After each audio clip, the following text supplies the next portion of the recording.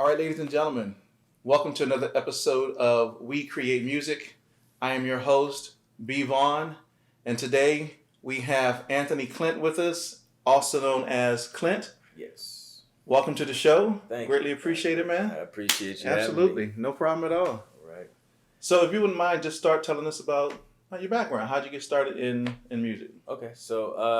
Just growing up around a family who was involved in music. I grew up in church.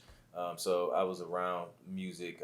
My dad was a musician, mom singers, uncles singers and musicians. So I was always around music.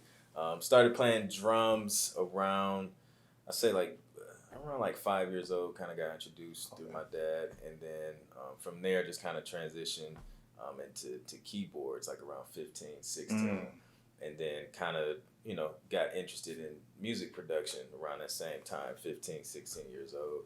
And from there, just kind of really, stuck with the production aspect of it, was intrigued with just the whole creative process of creating a song from scratch to finish, from concept to, what people hear on radio and TV and things like that. So that's kind of where it all started for me. Okay. All right. So you're originally from Ohio, right? Originally, yeah. Born and raised in Toledo, lived in Columbus for about 5-6 years, and now I'm in Atlanta. Yeah. So I read that you went to school for, make sure I get it, I know it said ecology. Human ecology. Human ecology. What is that? Yeah, so the focus was consumer and family financial management. So it was kind of like a watered down business degree. You kind of had your marketing classes, you had your consumer relations, your financial management classes, things like that. Kind of give you a basis of just business and dealing with customers and things like that. So okay, good. So you transitioned from Ohio down to Atlanta, and I know most people move down here because of the music scene and trying to get plugged in. So what were some of the challenges coming from Ohio and getting plugged into the scene here in Atlanta? It was kind of, I don't know, it kind of happened organically for me. Because while I was in Ohio, I connected with a producer who was down here. Shout out to Scrap, he's kind of like a mentor of mine. And we connected on a record that we did for Music Soul Child. And that was kind of like my first introduction to, working with major artists. So we kind of went through that process while I was in Ohio. And he was just kind of mentoring me on the music business and industry and how things work there. That record ultimately didn't get placed, but it was recorded. But that kind of gave me the push to just, to come down here where the action is and just kind of be in the face of some of these artists and some of the opportunities. So I guess there was opportunity here before I came down. I knew a few people down here. So it just made sense. And I was, just kind of working right away as soon as I got down here. So do you think it matters that if someone is in a city that probably isn't predominantly a music city to find themselves living in one? I think it depends on what you're doing. If you're trying to connect with a lot of the artists that are in and out of the studios here, I think it's good to be here because you can, set up camp, set up your production gear in the studio and just vibe out, and you never know who's walking past that studio. So there's that opportunity of being in the city. But if you're doing things, like I do a lot of TV and film stuff now, so if you're doing things like that, you really don't have to be in a quote-unquote music city to see success in that. Because a lot of things are done on the internet now. You can connect with people, all over the world and still get work done no matter where you are. So Right. Yeah. So I know that you're real big on the music business side and ensuring that people understand publishing and copyright and PROs and all these things that are relatable to business. So how did you really decide that was going to be one of your main focuses? To do that? I think I would always get questions in that area as far as music production, even from indie artists that would come to me and work. The story was always, I was working with such and such and the business kind of went down south and we stopped working. And it was always some issue like that. So I felt like it was an area that there wasn't a lot of education in, especially from an independent level. So I felt like, I mean, why not help educate other independent artists and producers on that, and just build a stronger, more educated community of creatives from an independent standpoint. So that's why I kind of stepped in and started creating content on YouTube and Instagram and things like that. Yeah. I've checked out personally a lot of the content that you have on YouTube and on your site, and found that to be very valuable. So, thanks. For those who are watching the show, you got to make sure you check out his YouTube, Clint Music. You can search Clint Music. Like the actual slash is like A Clint Jr. But if you go to YouTube, search Clint Music, it'll pop up. Yeah, he has great information up there on publishing, things about getting, which I'm gonna ask you about in just a couple minutes, but things about getting placement on TV, film, things like that. So let's talk about that. Okay. So you were working with some artists, and then you trying to transition into doing more TV and film. So how did that come about? So I had a buddy of mine, Rob, he's like a music supervisor now. But back in college, we would work together. I would play, just like keys on his tracks and stuff that he was working on for TV and film. He kind of introduced me to the world of that. And at first, I didn't really, I was still focused on the big artists and things like that. But a few years later, I was just like, let me explore this. And see what happens. So I originally signed up with Taxi, which is, it's like a company's third party. A lot of people's heard of them. So I went out to the road rally, connected with a lot of people, and learned a lot. And that kind of started that pursuit of trying to get, TV placements. I was just super inspired to do it. So fast forward to me being in Atlanta, I signed my first publishing deal around like 2012, something like that. And that actually landed me my first TV placement on NFL Network and Fox Sports. So that kind of triggered something in me to where it's like, okay, if I do this and really focus on it and get, multiple tracks out there, it could be a decent stream of income. So I did. So I just focused on it. I set out to land, my first, or after that initial one, 10 placements within a year, and just really, really put my head down and just grind to get 10. And then during that process, I kind of documented everything I was doing to get that. And it ended up inspiring a lot of people as well to kind of pursue it. So that's kind of where it all started as far as the TV film thing. And I mean, I've enjoyed it so far. I had some great opportunities, and just blessed to work with some pretty cool shows. So. Yeah, absolutely.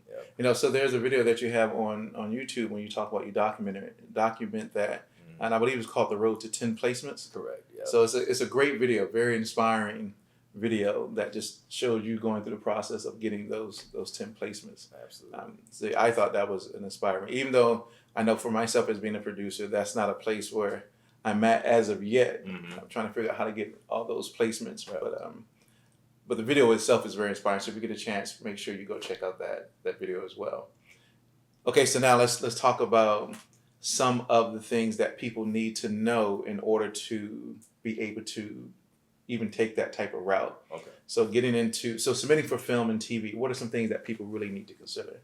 So one of the main things is making sure you're registered with a performing rights organization, or PRO, which is ASCAP, BMI, or CSAC in the U.S. These companies, they go out, collect your performance royalties for you, and pay them out as royalties. So that's how ultimately you get paid from those TV placements. So you want to be signed up with one of those. If you're a writer, composer, you can only be with like the one at a time.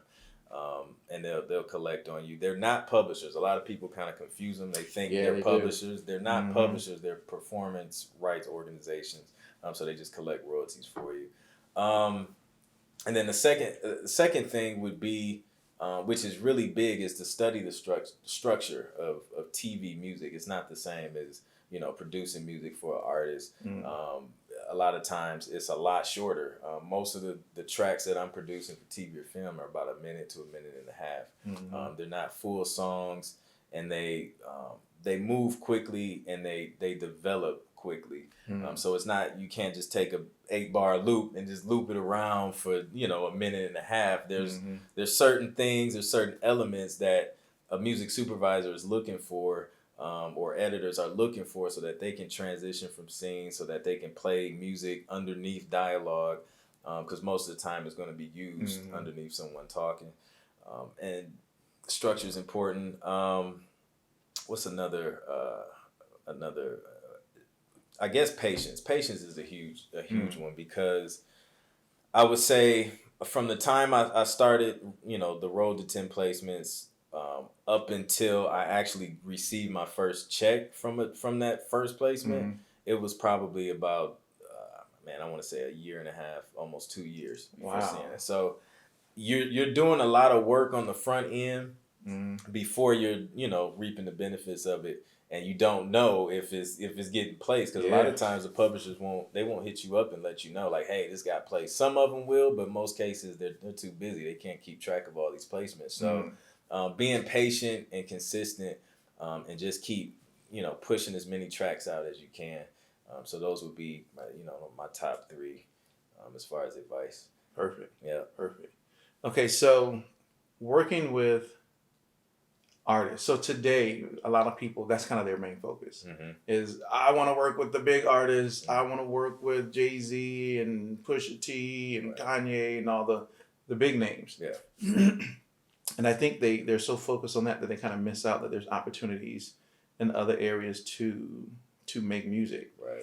So what do you believe is the driving force behind that? Why people so focus on working with artists and they don't want to explore the other areas of generating income for themselves? Yeah, I think that's the flashiest part. That's everybody sees these big artists, and everybody sees big artists, you know, with all this money or advances, and it's appealing. I mean, it seems like a bigger payoff. And I mean, in some cases it is. I mean, you can get a decent, you know, advance check if you get the right opportunity. But you just need to know that I think there's benefits, there's pros and cons to everything, every, you know, lane in the industry. You just need to know them, and if that's where you fit in and that's where you see success, then, you know, go for it, go hard at it. But yeah, there's multiple streams of income to be explored, and I think, you know, every producer should at least be aware and at least try each one out and see see where they could benefit from. That's right. Yeah. So I want to go back and talk about your catalog. So for those people that may not know what you've done, can you just give us a brief overview of the things that you've done as far as your production? Yeah. So I guess artist wise, I've worked with Tamar Braxton, Case. We mentioned Music Soul Child, Dondria. TV wise, Emmy Award, or Emmy Award winning show now, Born This Way, which is on A&E. Keeping Up with the Kardashians, NFL, on Thursday Night Football. Loving Hip Hop, Atlanta, Hollywood, New York, Miami. There's quite a few. I can't remember all of them, but that's just a few. Well, that's good. You've seen much success coming from that. Yeah. To the point where people can make a living off just doing that and be comfortable. Yeah. And be good with submissions to and placements for film and TV. Yeah, absolutely. You know, I always found it to be a challenge for myself because I just never know what music supervisors are really looking for, and how I really need to submit. Like, I joined Taxi a while ago, but I don't think I've ever used Taxi. Okay. And I kind of was like, do I really want to use Taxi? And they're gonna take my money. Am I ever gonna get a placement? You know, so let's start there. So what was it like working through that third party? Yeah. It was cool. I feel like they didn't have a lot of opportunities for the style of music that I had, and then at the time I was kind of going through a whole transition as far as creating music that was actually needed and just creating my own sound. Like I was stuck on my own sound and just producing certain things that nobody needed, nobody was looking for at the time. So I kind of had to make an adjustment and do more marketable music, more popular and sought after genres of music. And then that's when I started seeing more placements. But I did some submissions. I got a couple forwards, but never seen any placements from Taxi. Okay. So, as you know, there's that initial investment of money, and then I think paying, I'm not sure if you pay per submission or not, but yeah, there's that, and I mean, it can get expensive if you keep, renewing the membership. So, my approach when I started the Road to 10 Placements was to, because when I was tied up in the publishing deal, I was noticing a lot of opportunities that I couldn't take advantage of. Yeah. And I was locked to that publisher. Sure. So once I learned that and I got out of that deal, I was just like, I know a lot. I know some things now. So I took off and started reaching out to music licensing companies, music libraries, most of them being in LA because that's where a lot of movies were being shot and things like that. Now you got, movies being shot here, but they're still kind of outsourcing to LA for music supervision. So I just hit the ground running and just reached out to as many of those companies who have relationships with the TV networks, the TV shows, the music supervisors, and just kind of take out, even though there's still kind of a middleman, but take out the extra middleman and just work directly with the music providers. And that's when things really kind of took off for me. And you save money because a lot of times they're not going to charge you to add your music to their library because they need music. They want to build their library. They want to pitch it, especially if they can use it, because they're going to get their publisher share with it. So yeah, that's kind of the approach I took. Yeah. So and that's an amazing approach. I know a lot of work had to go into that to personally reach out to all those different companies, maybe through email or snail mail or phone calls or so there may be some other skill sets that people need to develop in order to be able to take that type of approach and contact those folks. I know most people probably wouldn't even do that. Yeah. They were like, okay, I'll go through Taxi or Music X-Ray or which I did Music X-Ray also for some time. Didn't really see that much come out of it. What was the other one? Blaze? I think it was Blaze Tracks. I remember that. I did that one too. Okay. Just trying to really figure out and get it in because I know there's a lot of money out there in film and television that people really don't explore. And it's levels to it, man. Because you got the TV, kind of background music cues and things like that. Then you have like the song syncs where your song is being featured in a scene and you have your lyrics and everything on it. Those pay more. Then you have your commercials and those pay way more, depending on the territory, how long they're using it, how they're using it, and things like that. So that could that can open up a whole new world. And then you got advertisement agencies. I recently had something with Adidas. They had some campaign going on, and they used like this video. It was like a video. It was only online. It was like an online campaign or something like that. But yeah, and you get a check in the mail from them using that, and then if it plays on TV, you're getting royalties as well. So it's different lanes within licensing that can pay you differently, just depending on what it is. So yeah. Okay, so I'm gonna switch for a second. Okay, talk about Anchorman. Oh man, Anchorman. That was fun. So yeah, I was an extra background actor on Anchorman. How did that happen, man? So I had got hit up from a casting agency that I've done some previous work with, and they asked me to be one of the brothers of Megan Good, her character, and at this sit down table scene, which was hilarious. So obviously I said yes. Yeah. And I said yes. They told me I had to shave my beard off. I had to keep, and I was bald at the time, so I had to keep. They wanted me to keep the chops, so I had to shave my beard, keep the chops, and walk around bald headed for about a week or so. And it was crazy because I had a funeral to go to before, so it was like right after that. So luckily I didn't have to go to the funeral looking crazy. So yeah, so I had to do that, and then they put me on with the fro and all of this stuff to to make you look like you was back in that time. So yeah, so we was on set like all day just shooting that scene. Will Ferrell and the director guy in the back blurting out random jokes. Like it was the most hilarious set I've ever been on. So that was a crazy experience. So yeah, we got a chance to just chop it up with with the actors on set because it was a featured scene. So we all were just in the same room, just talking and learning from the experience of cats, and it was funny, man. It was a fun time, great opportunity. If you have not seen Anchorman, I had to go back and watch the clip. Yeah. Once I found it, I watched the clip, and I was like, "Oh man, I remember that scene. I remember that scene." Yeah. So if you haven't seen it, go back and watch that because that is super funny. Then you'll see Clinton, and Clinton's like eating his food, like mess with this. The food was good too. And Will Ferrell was saying some stuff, and the guy next to it was like, he was saying something about like which one of you recent release prison or convicts or something like that. Yeah, it was crazy, man. Like they really they tackled like very stereotypical comments, and it was hilarious, man. It was crazy. Yeah. So and that was a great opportunity. Yeah. So is there any more of that in the future for you?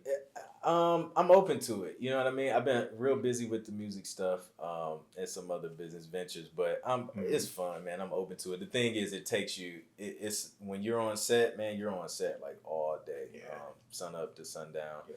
So it takes a lot of time, but I'm open, man. I'm open. That's good. Well, I hope many of those opportunities come your way. Thank you. That you can take advantage of. Absolutely. So let's plug the webinar that you do. Okay, so yeah, I got a webinar, how to get TV placements, the easiest way to get into TV and film. That's at clintproductions.com/webinar. It's a free webinar, and I'm sharing information on how to find out. I know you mentioned before you're not sure what to send to music supervisors, so I kind of give you tricks to kind of learn what they're looking for and how to see what's performing the best on these TV shows. Talk about the easiest way to get started, who to start sending your music to, and even give you an opportunity to to have like a free list of contacts that just jumpstart you sending your music out to these companies. So it's definitely a good start if you're trying to learn how to get into TV. Yeah. So how often do you run those? It's pretty much every day. So when you go to that website, you can pick whichever time is convenient for you. And I just have it running, just repeating as many times as people need it. Perfect. Yeah, I think that's a great resource.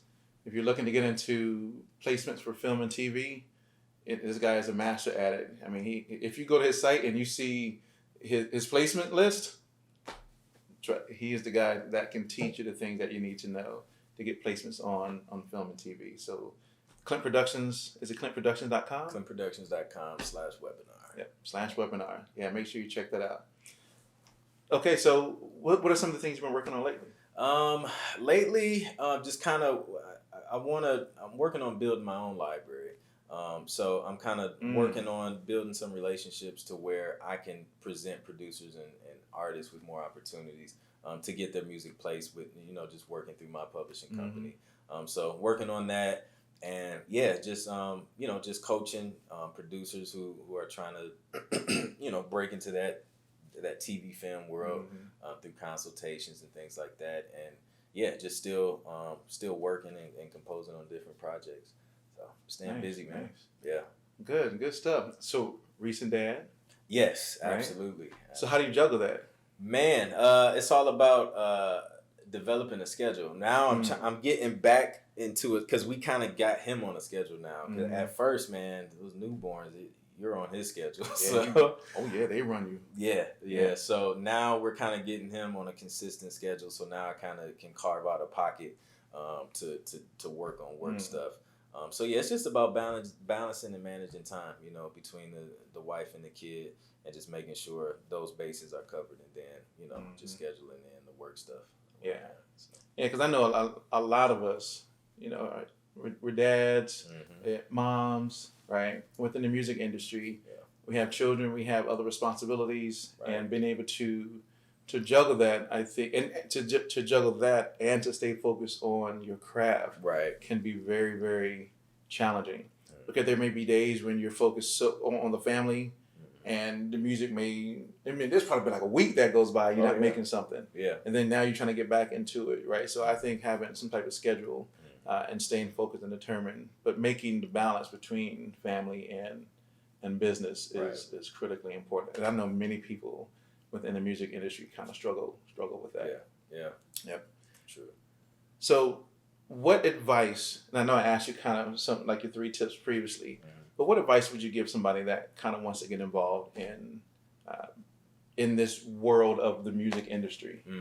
I think number one, you gotta have thick skin, and you gotta be able to take no's and criticism. I've worked with a lot of creatives who can't take criticism well, and they don't usually do well because in order to grow, you have to have somebody tell you when something's not hot, or when you're doing something wrong, or when you can do something better. You have to be able to take that, because that's the only way you can grow. So if you can't take that, just stay away from this altogether. You gotta have thick skin.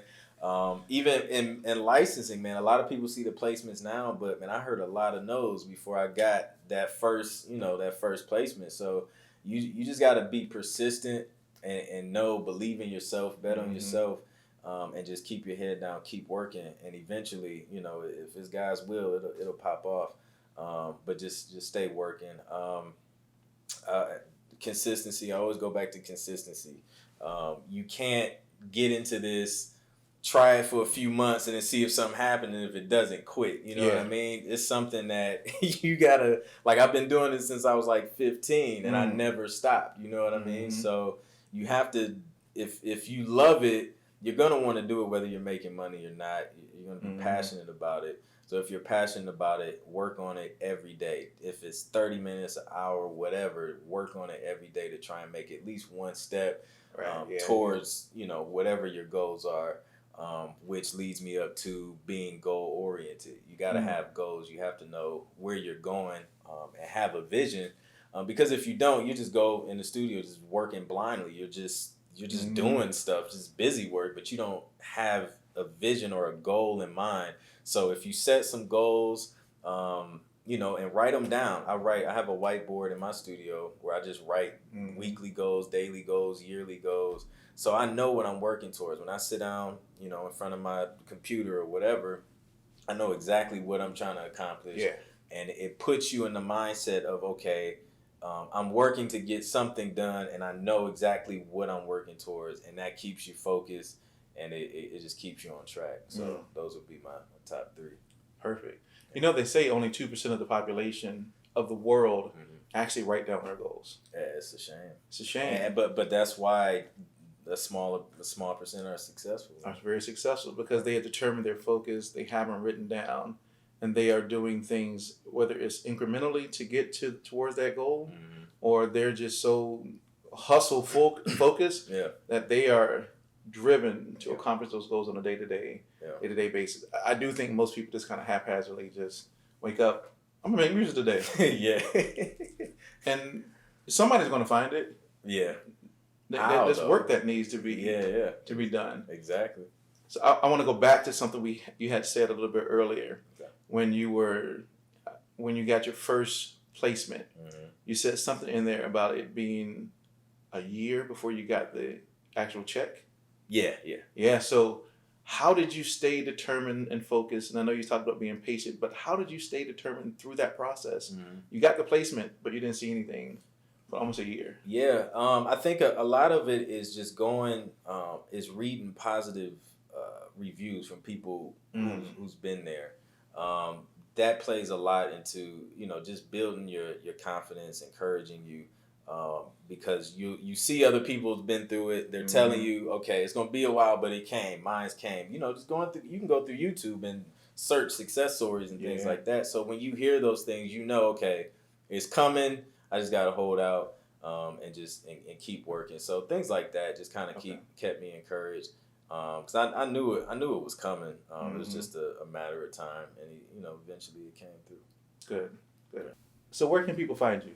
ClintProductions.com. That's my website. Everything's on there. I'm also on Instagram real heavy. So Instagram is at Clint Music, CLINT Music, spelled the regular way.